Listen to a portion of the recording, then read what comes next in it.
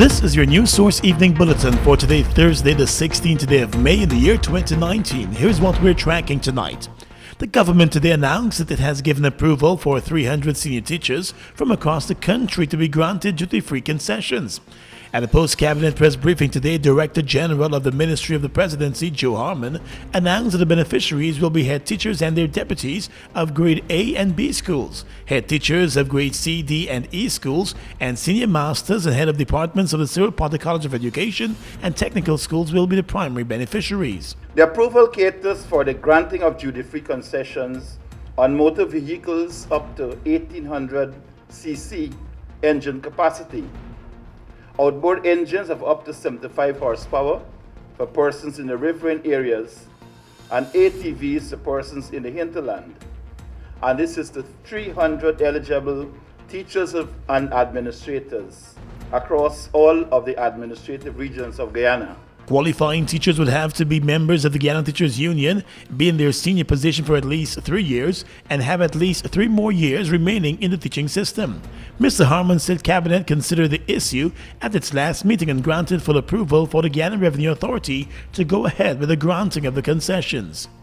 The eligible recipients of the concession are drawn from the following categories of employees in the education sector: all heads and principals and deputy heads and principals of grade A and B schools, all headmasters and headmistresses of grade C, D, and E schools after 3 consecutive years of their appointment and within 3 years before retirement, and all senior masters and mistresses and heads of departments, as well as lecturers, too, of the Cyril Potter College of Education and technical craft institutions after 6 consecutive years in the same position after their appointment.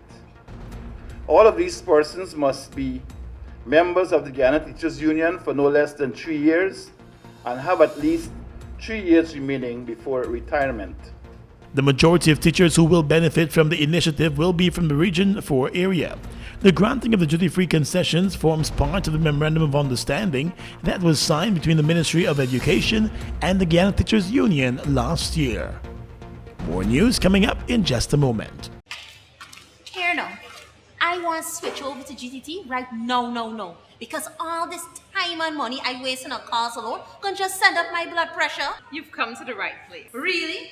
Once you're switched over with our network, you can activate our Fab 5 plan.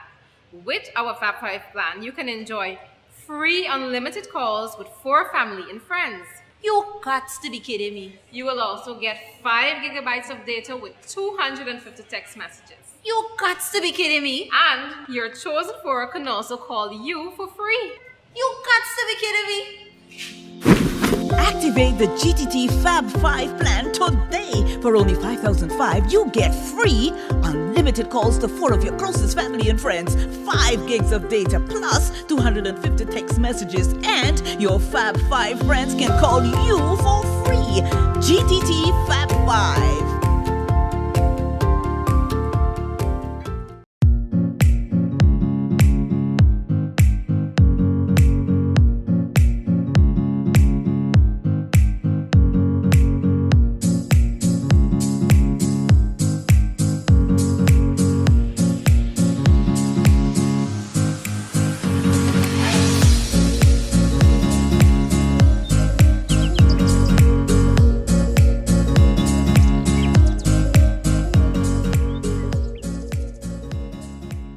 We are legions of men standing strong, but never too proud to stoop and help someone. We must send a clear signal to all. Do right, walk in upright ways, knowing that's what being a man is all about. And ever aware that things will only get worse when good men do nothing. Stand strong, be the one to live right. Let's tell you now that the government of Guyana has said no to Eastern Airlines entering the Guyana market. Eastern Airlines is the same company that took over from Dynamic Airways and rebranded itself as Eastern. The airline was hoping to make an entry into the Guyana market with flights to New York, but the government has decided to not grant permission because of several objections to the rebranded Dynamic Air returning to the Guyana skies. The issue came up this past week at a cabinet meeting, and Minister of Public Infrastructure David Patterson said the concerns expressed by a number of persons were taken on board in the government coming up with that decision. The Guyana Revenue Authority and the Chedi Jagan Airport both raised concern about still being owed money by Dynamic Airways. When Dynamic Airways ended its operation in Guyana, it left hundreds of passengers stranded in Guyana and New York. The airline filed for bankruptcy and many of its passengers were left empty-handed. A few months ago, Eastern Airlines submitted an application to begin service. The airline, for its part, has said it is a new company and not the same as Dynamic Airways. The Guyana Carnival begins tomorrow with the official opening ceremony and the soca block party along Main Street. The organizers are promising non-stop fun events for the 10 days of Guyana Carnival. Chairman of the Guyana Carnival Committee, Bobby Vera, told the launching ceremony this morning that this year's event will be all about creating that atmosphere to see economic growth in the country. He reminded that in many other countries, carnivals play a major role in foreign exchange earnings as it attracts visitors. He said that is exactly where the organizers of the Guyana Carnival want to go. Our core objective is to make Guyana Carnival an economically viable cultural and commercial enterprise by investing to develop the framework to market the tourism, cultural product, and Guyana's Carnival. Thus far, Guyana's Carnival addresses the socio-economic challenges by preserving and encouraging the creative work of Guyanese craftsmen and women, musicians, both singers, producers, and designers. The event is held at the commencement, of course, for our celebration of our independence anniversary. Directors Kerwin Bollas and Royal Ferguson said all of the events in this year's carnival will have that Guyanese touch. It's our second Guyana Independence Carnival, and we're super excited about this year based on some of the feedbacks that we've been getting both locally and internationally. We expect a really nice carnival, a nice 10 days of activities, and I think most people, they're pumped and ready to go. Of course, as mentioned, our event kicks off tomorrow after the opening ceremony with the soca block party. This particular event will be the first of its kind in Guyana. It's the first time we're doing it this way. I know that a lot of persons may have experienced block parties before. Thanks to the Guyana Police Force, we're able to block between the Cenotaph and Kwamina Street so that we could actually have an entire block. Last year, we would have included the rest of the Caribbean and so forth, but this year we wanted to sell the Guyanese experience. Most of the artists are going to be here, the big artists, Bujibant and so forth, but this year, whenever you come to any of the events, you will feel that Guyanese feeling. We want to target our diaspora and let them know that Guyana is a special place and they need to stay coming back home. Apart from the party events and concerts and shows, the Carnival Parade will take place on Independence Day along Vlasinjan Road, starting at Carifesta Avenue. It will end at Durban Park. Several large companies are supporting the Guyana Carnival through sponsorship. On Wednesday, President David Granger accepted the letters of credence from Suriname's new ambassador to Guyana, Ibu Rono Jones. The president said the appointment will further consolidate relations between the two neighboring countries. The accreditation ceremony took place at the president's office. President Granger told the new ambassador that he is pleased to accept his letters of credence as Guyana and Suriname are bound by bonds of geography, history, and mutual interests. I ask that you convey to His Excellency his written and oaths my wishes for his personal well-being and for the happiness of the people of Suriname. Guyana established formal diplomatic relations with Suriname on the attainment of its independence on the 25th of November 1975. We will mark the 45th anniversary of the establishment of these ties next year, 2020. The new ambassador echoed similar statements, even as he noted that the cooperation between the two countries is diverse and is of strategic importance to the development objectives of both Guyana and Suriname. Our country shares various similarities, such as both have equally experienced the disaster effect of colonialism in all its forms, and experience similar challenges in the struggle to achieve sustainable development for their people. Guyana and Suriname established formal diplomatic ties back in November 1975, and the two countries will celebrate 45 years of the establishment of those ties next year. On the police blotter right now, the Guyana Police Force this afternoon issued a wanted bulletin for this man, 23-year-old Kevin Wilkinson, who escaped from an East Coast Demerara police station early this morning. The man's last known address was given as 271 Hope East Enmore on the east coast of Demerara. He was in custody for investigations into the offenses of rape and robbery on the arms. News source understands that the man escaped after asking to use a washroom facility at the lockup. The police force said a thorough investigation has started, and that investigation is examining the circumstances surrounding the escape. 2 police ranks are under close arrest.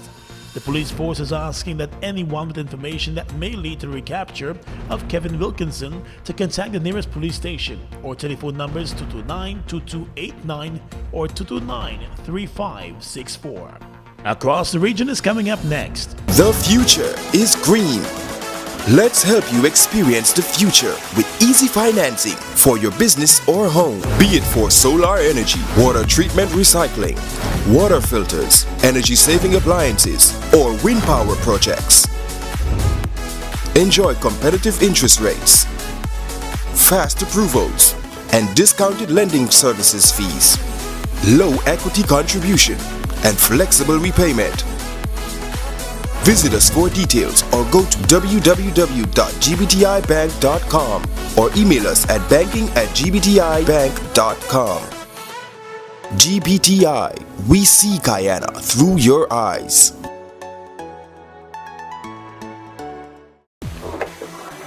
As a luxury mechanic, I'm often asked, what gas should I use in my expensive vehicle? In other countries, you have regular and mid-grade gasoline known as 87, 89, and premium gasoline known as octane 93 to 95. For affordable, high-quality fuel, performance, and high mileage, visit Guy Oil today. Choose Guy Oil Super 95. Guy Oil, we are everywhere. Somebody say Black Party!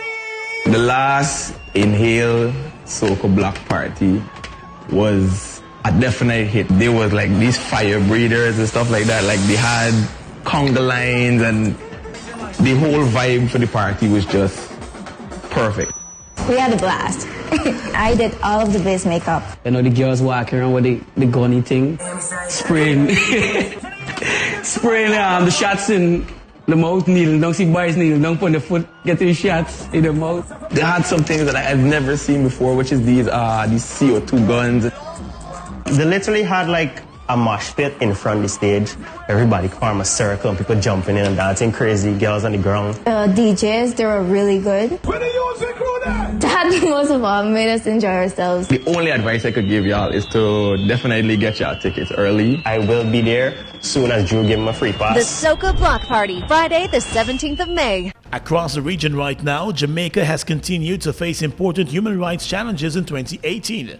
That was a declaration of the European Union in its Human Rights and Democratization Annual Report.